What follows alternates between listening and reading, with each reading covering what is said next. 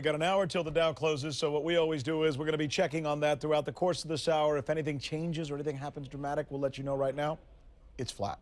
Here's what we will start with, though. Early voting all over the country. As a matter of fact, as we speak, in 17 states, after that final debate ended last night, they have started early voting. There's a map that we put together for you. 31 states, all those light blue ones you see right there, will eventually have early voting before this election. Right now, people are early voting in 17. The number of places and the number of people voting right now in the United States has already tripled. Talk about demand. Let's go to some video if we possibly can. We've got some video that's coming in from Tennessee. Look at this line. This was in Tennessee just yesterday.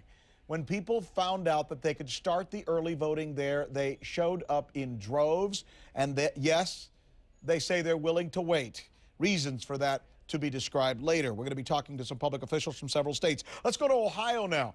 These are people who actually were camping out because they were so excited about the possibility of voting in this election. They were camping out to be first or at least at the top of the line when they'd be able to do it. And are you interested in this? You know, it's a question we've been talking about all day long because it's not really just about early voting. There's also something else involved in this equation. Are people early voting because there's a trust factor that's missing in the elections of the United States? We asked, will this election be fair? And these are the kind of results we've been getting. Let's go, Robert, let's go to our Twitter board if we possibly can. Prem Yogini says to us, I early voted here in Flagstaff. I hope convenience of early voting doesn't mean that my vote gets conveniently lost. Trust with a question mark. Let's bring in the Secretary of State of Ohio. Her name is Jennifer Brunner, and she's good enough to join us now live. First of all, tell us about early voting. We have been reading in several reports that that there's a veritable surge in many of the states. A lot of people want to go out there and vote, that it's tripled. True? True. We think in Ohio that by the time we reach Election Day, about a quarter of our voters will have already voted. What do you think of this sentiment that I just read from one of the tweets that I check on while we do this newscast? We'll put it up again as we discuss this. I know in your state in particular, there's an issue of trust that you have to deal with from the previous election. How is that going? It's going well because our boards of elections have been well prepared. We have worked and provided them instructions and directives. They have done exceptional planning, work on the security of the transport of the voting machines and of the ballots, as well as even the security at the Board of Elections. We do hear questions from voters such as, if I vote absentee, will that only be counted if it's a close election? And we say absolutely not. Those will be the first votes that are counted election night. And any ballots that are voted now are secured, kept under lock and key. In the larger counties, there's 24-hour surveillance cameras. We don't want people to worry. We want people to be able to vote. This year they have all kinds of choices of voting paper or machines, early or on Election Day, and we think that best serves our voters. Let's keep you on, Secretary Brunner, and let's bring in our Tennessee election coordinator as well. That's another state where they've been having this. As we split the screen, we'll have this conversation. You heard what she said, that she's seen a surge there in Ohio. Same thing in Tennessee? Same thing here in Tennessee. We began early voting for this cycle yesterday, had over 108,000 people vote, which is one of the biggest days we've ever had in our early voting, about a 46% increase over the first day in 2004. Who's voting, by the way? I know you can't tell us who's winning, but you can tell us demographically what you're seeing, can you not? We saw a big surge in the big cities. About a third of the votes cast yesterday were cast in the counties for Nashville and Memphis. In the last election, only about 25% of the votes came from those two counties, but yesterday it was about a third. Are they African American? Are they Hispanic? Are they old? Are they young? Can you tell us? It's hard to tell this early in the process, but it is clear that the votes seem to be coming from the urban areas at this point.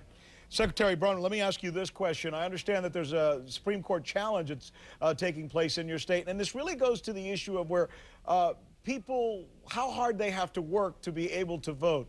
What's going on with this, and where do you stand on this decision? At the last minute, there was a challenge to the database that the state keeps of registered voters and whether or not certain data matched what was in the databases in the Social Security Administration and in our State Bureau of Motor Vehicles. A federal judge ordered us to revise our database and provide lists to each Board of Elections. And we were very concerned that that would lead to challenges as well as forcing people into provisional voting.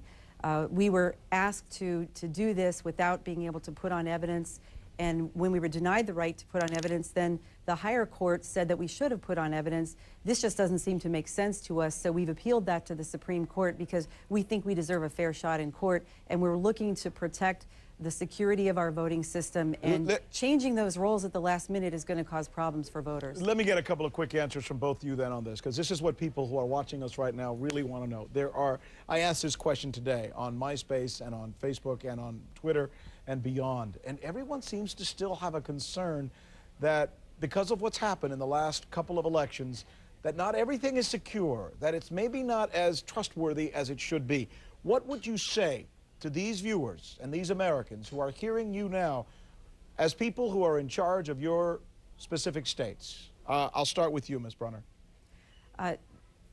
In Ohio, we have checks and balances. You hear a lot about voter fraud, but what they're doing is blowing this to include things that aren't included.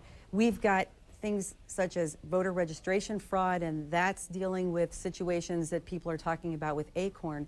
But voter registration fraud is generally caught by election officials because of all the notices, the checks and balances, and very seldom does it lead to illegal voting. I think what most voters are concerned about is illegal voting. And in Ohio, between 2002 and the end of 2006, we had only 4 individual cases out of nearly 8 million registered voters. What about, though, Mr. Thompson, let me go over to you. What about the idea that just because I'm putting it in the computer, what happens after I put my ballot in there?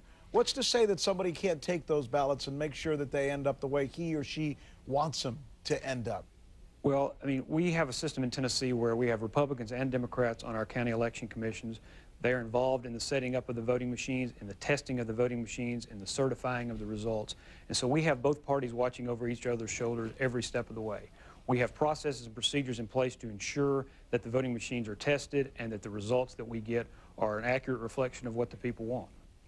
Well, we're going to be checking back with both of you over the next several weeks. I'm sure you're both going to be extremely busy as you follow this process, because there's certainly a lot to do.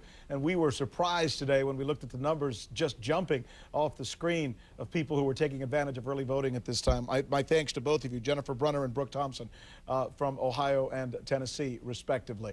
By the way, we're going to be checking in on something else in just a little bit. Speaking of elections, what are the irregularities? I'm going to throw some terms out for you right now. Acorn, you know about that one. Do you know about caging? Do you know about purging? These are the things that we are going to be committed to